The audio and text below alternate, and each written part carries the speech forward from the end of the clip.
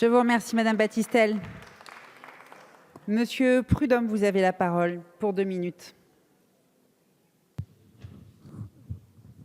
Madame la Présidente, Monsieur le Ministre, je vous remercie.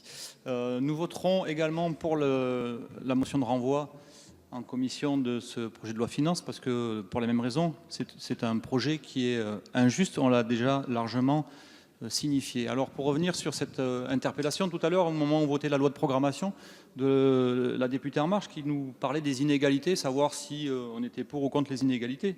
Moi, je voudrais lui demander si elle a une idée de ce que pensent de ces inégalités les 3250 familles les plus riches de ce pays qui mettent à l'ombre du fisc français 140 milliards d'euros au moment où on parle, et qui soustrait donc cette somme accumulée à la solidarité nationale. Je voudrais savoir ce qu'elle pense de ça.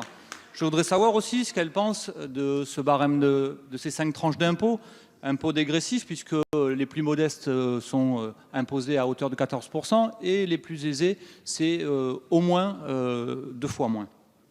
Donc voilà, et qu'est-ce qu'on pense aussi des inégalités quand on prône des impôts injustes comme la CSG ou la TVA. Voilà.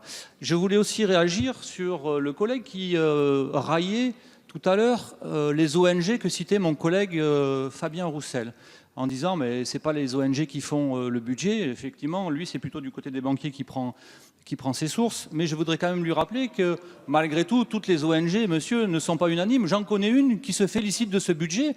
Cette ONG, elle s'appelle le MEDEF. Et donc ça me semble quand même un signifiant fort pour dire que ce budget n'est sans doute pas au service de toute la population française.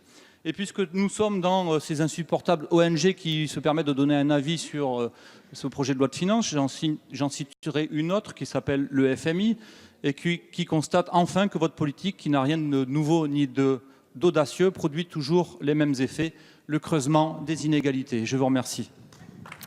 Merci, Monsieur Prudhomme.